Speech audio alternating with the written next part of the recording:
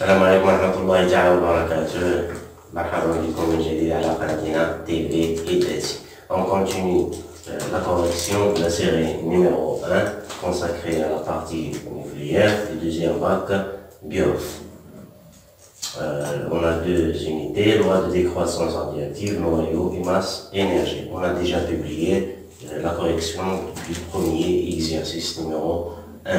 Donc n'hésitez pas à consulter cette vidéo avant d'aborder celle-là.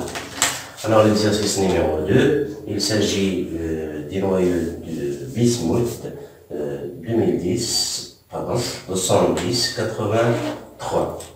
Type de désintégration bêta-, sans émission de rayonnement gamma.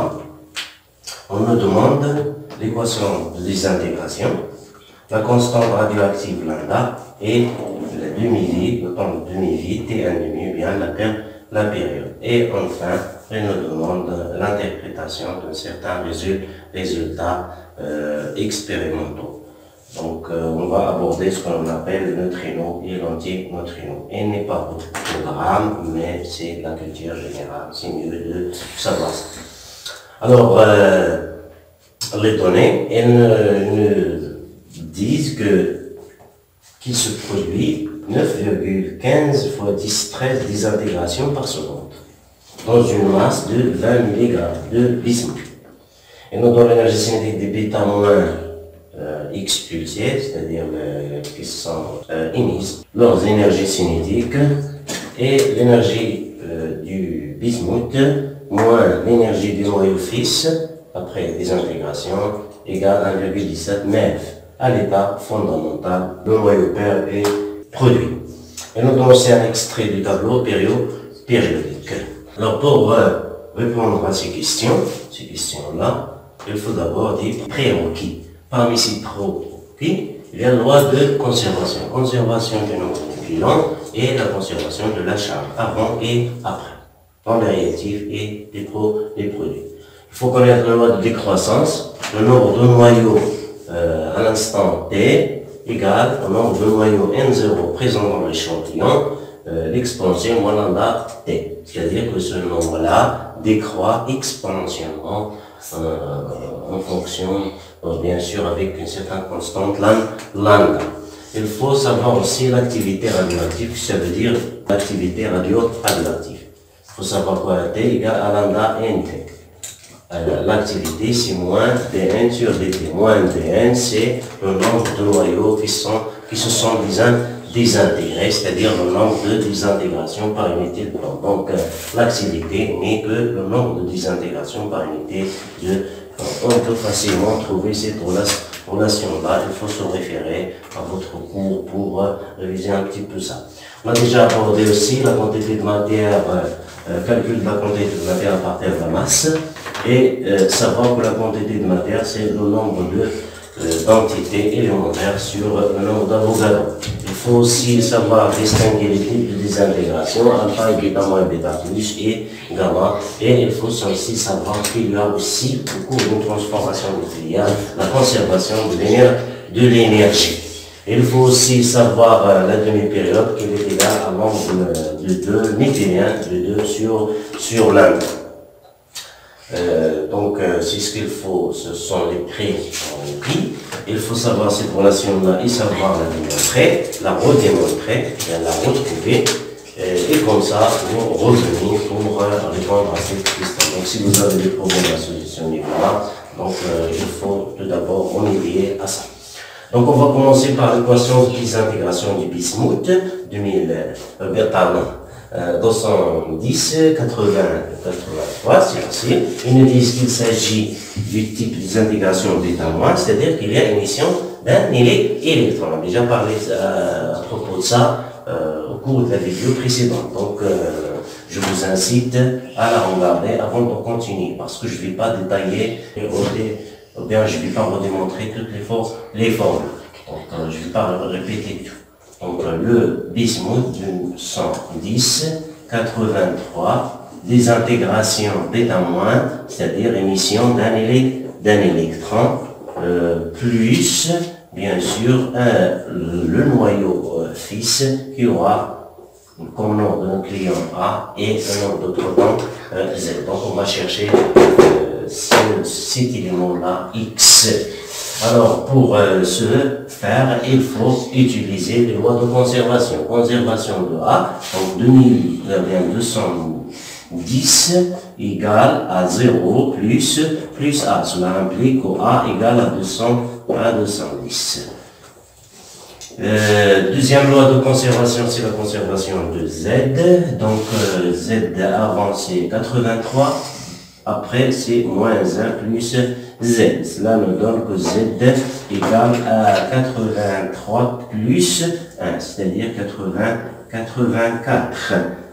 Et de ce fait, on peut réécrire notre équation nucléaire 210 83 qui donne naissance à une particule qui est un bêta moins, et bien sûr plus l'élément qui est caractérisé par le numéro atomique Z qui est 84.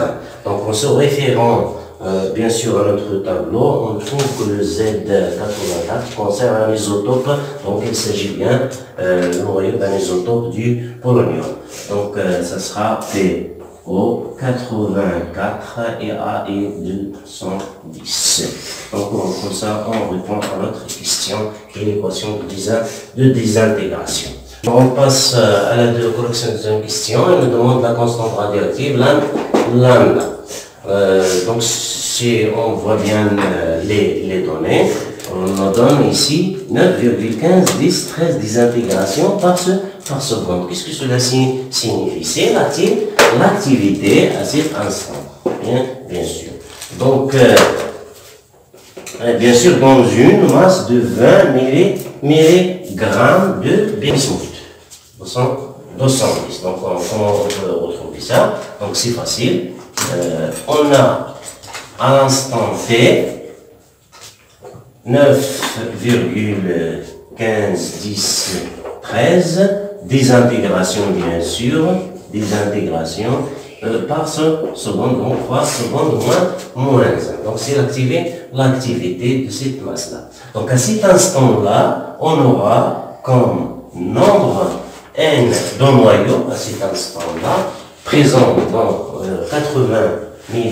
Donc on applique la relation qu'on a vue dans la vidéo précédente, on peut voir directement qu'il s'agit n égale à m fois na sur m. Donc on fait l'application numérique et on trouve ce nombre égal à 5,73 10 19 noyaux de bismuth à T égale à 0, c'est-à-dire à cet instant-là. Donc, d'après aussi la relation qu'on a déjà signalée ici, donc A de T à cet instant-là, T égale à lambda N de T. Et comme ça, on arrive à lambda égale à A de T sur N de T. Donc, on fait l'application numérique. Donc, lambda égale à cet instant-là, c'est 9A égale à 9,15, 10, 13, désintégration par seconde, sur N. N, c'est le nombre de noyaux qu'on a déjà trouvé, 5,73, 10, 19 noyaux. Comme ça, on fait l'application numérique et on trouve la moins 6 secondes moins 1 seconde moins 1.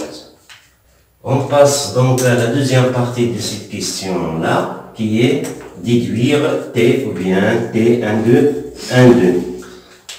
Donc d'après la définition, AT1,5, AT égale AT1,5, c'est-à-dire égal à T, le nombre de noyaux AT égale à T1,5 doit être égal à ce qu'on a au début, N0, sur 2, c'est-à-dire la moitié. Donc après cette expression-là, on remplace N de T, T1,5 dans cette expression-là. Donc on aura N0 fois l'exponentielle de moins lambda T1,5, grand T, qui doit être égal à N0 sur 2.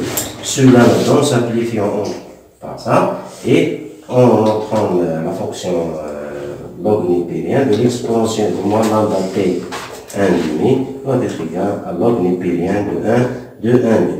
Donc cela va me donner moins lambda t 1,5 qui est égal à moins log de 2. Et comme ça, j'obtiens que lambda égale à log népérien de 2 sur, je cherche t 1,5. Donc t 1,5 égale à log népérien de 2 sur lambda. Et donc vous voyez bien que t 1,5 dépend de lambda. Donc si cette relation-là qu'on a ici, il faut bien savoir la redémontrer au lieu de la prendre par cœur. À vous de voir. Donc on fait l'application numérique, on trouve que, donc si on fait l'application numérique, on trouve 4,315 secondes, c'est-à-dire à peu près 5 jours, 39 minutes. Je passe à la question numéro 3.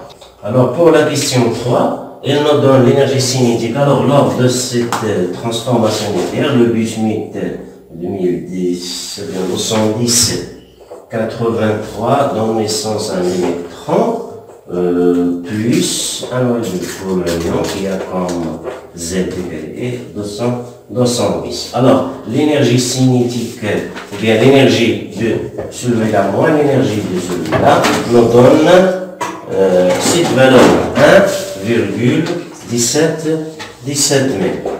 Alors, pour l'énergie cinétique avec laquelle elle est expulsée l'électron, c'est 0,3337. Donc, cette différence-là est différente de celle-là. Donc, il me semble qu'il n'y a pas conservation de l'énergie.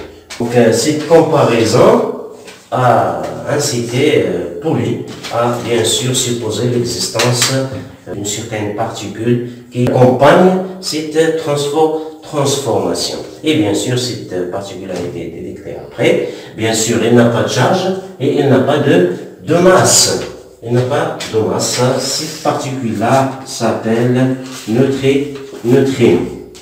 Véritablement, β- s'accompagne d'un antineutrino et le β+ s'accompagne d'un neutrino. Donc normalement, cela pour être plus correct, il faut l'écrire comme ça. Il faut l'écrire comme ça. Donc, ça c'est pour la culture générale, il n'est pas au programme. Donc, vous n'êtes pas obligé d'ajouter cette particule. Donc, on arrive déjà à la fin de cette vidéo. J'espère bien qu'elle vous sera utile. N'oubliez pas de s'abonner et on se reverra pour une autre remarque. Seront les bienvenus. N'hésitez pas de les écrire en commentaire. Merci à vous. Assalamu alaikum wa rahmatullahi ta'ala wa barakatuh.